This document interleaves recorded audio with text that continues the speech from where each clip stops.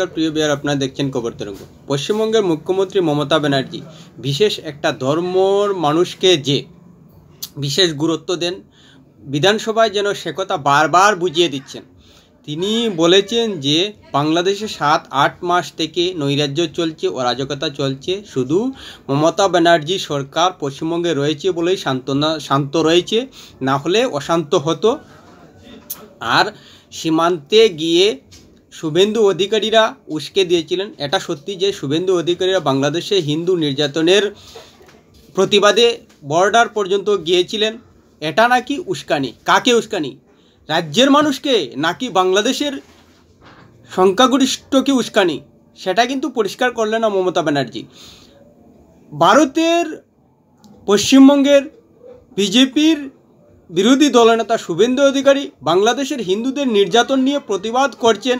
যেহেতু বাংলাদেশে বাঙালি হিন্দুদের নির্যাতন হচ্ছে, তাই বাঙালি হিন্দু নেতা হিসেবে শুভেন্দু অধিকারী ন্যায্য অধিকারের হিসেবেই প্রতিবাদ করছেন। তাতে পশ্চিমবঙ্গের একটা বিশেষ ধর্মের মানুষকে কি করে উস্কানি হয়ে যায় সেটা কিন্তু মমতা ব্যানার্জি পরিষ্কার করলেন না।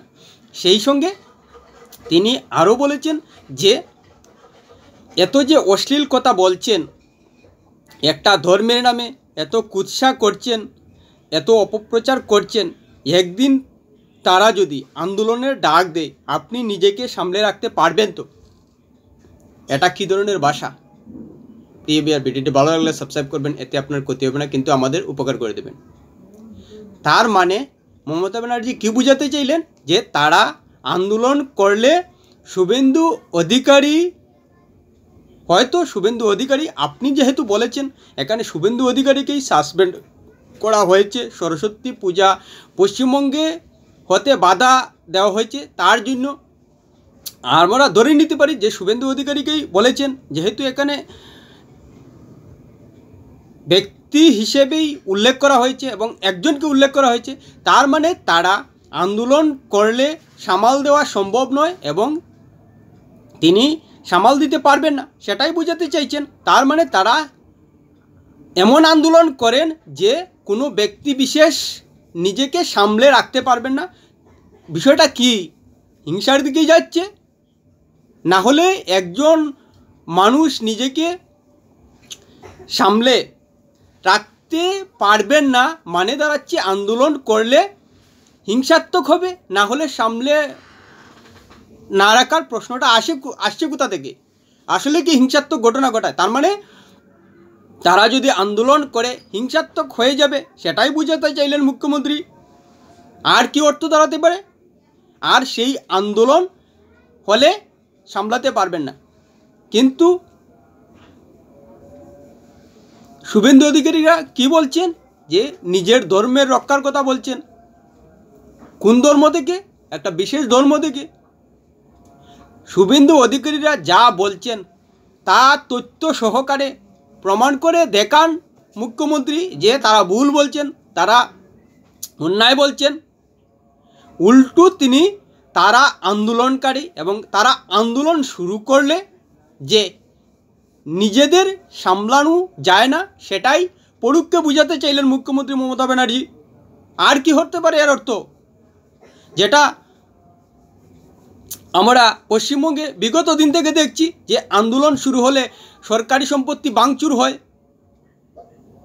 সেই দিকেই কি ইঙ্গিত দিতে চাইলেন মুখ্যমন্ত্রী? অর্থাৎ মুখ্যমন্ত্রী নিজেই বুঝাতে চাইলেন নিজের কথায় পরোক্ষে যে তারা আন্দোলন করলে হিংসাত্মক হয়ে যায়, তাই ব্যক্তি বিশেষের কারো দ্বারা নিজেকে সামলে রাখা যাবে না যদি তারা সত্যিকারেরই আন্দোলনে নেমে যায় আর তাদেরকে উস্কানো যায়। অর্থাৎ বাক স্বাধীনতার ক্ষেত্রে যাই বলুন না কেন তাদের উস্কানো যায়, এটাই। তাহলে কি মুখ্যমন্ত্রী মমতা ব্যানার্জি বলবেন যে সংখ্যাগরিষ্ঠ মানুষ উস্কানো দেওয়া যায় সংখ্যাগরিষ্ঠ মানুষকে? সে কথা বলছেন? সে কথা বলছেন না। তার মানে তারা কোনো কথার বিরুদ্ধে উস্কে আন্দোলন করতে পারে এবং হিংসাত্মক হতে পারে, এটাই বোঝাতে চাইছেন। যেটা আমরা দেখতে পেয়েছি। এবং বাংলাদেশ নিয়েও যেভাবে বলেছেন যে বাংলাদেশে নৈরাজ্য সৃষ্টি রয়েছে, শুধু মমতা ব্যানার্জি সরকার পশ্চিমবঙ্গে আছে বলেই শান্ত রয়েছে। তার মানে বাংলাদেশে যারা হিন্দুদের উপর নির্যাতন করছেন তারা কাদের উস্কানিতে করছেন? সেটা কি পশ্চিমবঙ্গের মানুষ, পশ্চিমবঙ্গের বিজেপি নেতারা বাংলাদেশে গিয়েছিল, তাহলে তারা কাদের জন্য এভাবে নির্যাতন করছে? আর পশ্চিমবঙ্গ শান্ত রয়েছে। কেন শান্ত রয়েছে সবাই বুঝতে পারছেন, আপনাকে বুঝাতে হবে না। শুভেন্দু অধিকারীরা যাতে পশ্চিমবঙ্গে বাংলাদেশের বাতাস না আসে তার জন্য সতর্ক হিসেবেই মানুষকে সতর্ক করছেন যে বাংলাদেশে কোনো উস্কানি ছাড়াই বিভিন্ন ধর্মের মানুষকে নির্যাতনের শিকার হতে হচ্ছে। যেটা বাস্তব বাংলাদেশে ঘটছে সেটাই পশ্চিমবঙ্গের মানুষকে সজাগ করে দিচ্ছেন। তাতে যদি শুভেন্দু অধিকারীদের কোথাও ভুল থেকে থাকে তথ্য এবং যুক্তির ক্ষেত্রে সেটা জবাবি ভাষণে তুলে ধরুন যে শুভেন্দু অধিকারীরা ভুল তথ্য এবং যুক্তি ছাড়া কথাবার্তা বলছেন, তাহলে বিষয়টা পরিষ্কার হয়ে যায়। আসলেই তিনি এসব কথার মধ্যেও একটা বিশেষ ধর্মের মানুষকে উস্কানোর কথা বলছি না, যে তাদেরকে খুশি করার চেষ্টা করছেন, কিন্তু তারা বুঝতে পারছে না যে তারা আন্দোলনকারী এবং আন্দোলন করলে তারা হিংসাত্মক হয়ে যায় এবং যারা উস্কে দিচ্ছে তারা নিজেদের সামলে রাখতে পারবে না তাদের হিংসার জন্য। পড়ুককে এটাই কিন্তু মমতা ব্যানার্জি বুঝিয়ে দিচ্ছেন যে বাংলাদেশে যে ঘটনা ঘটছে পশ্চিমবঙ্গে হতে পারে, চরিত্র যে একই সেটাই কিন্তু পড়ুককে মমতা ব্যানার্জি বুঝিয়ে দিচ্ছেন যে বাংলাদেশে যে চরিত্র দেখা যাচ্ছে সেই চরিত্র পশ্চিমবঙ্গে হতে পারে। মমতা ব্যানার্জি পরিষ্কার বলছে, যার কারণে বলছেন যে তার সরকার রয়েছে বলেই শান্ত রয়েছে।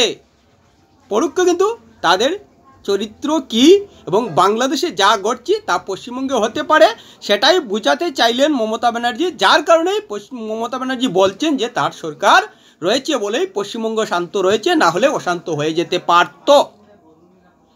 গুড, মমতা ব্যানার্জি এ নিয়ে বাহবা দেওয়াই যায় যে তিনি পড়ুককে বুঝিয়ে দিচ্ছেন যে তারা অশান্ত হতে পারে, শুধু মমতা ব্যানার্জি সরকার রয়েছে বলেই তারা শান্ত। প্রিয় ভিডিওটি ভালো লাগলে লাইক শেয়ার কমেন্ট করবেন।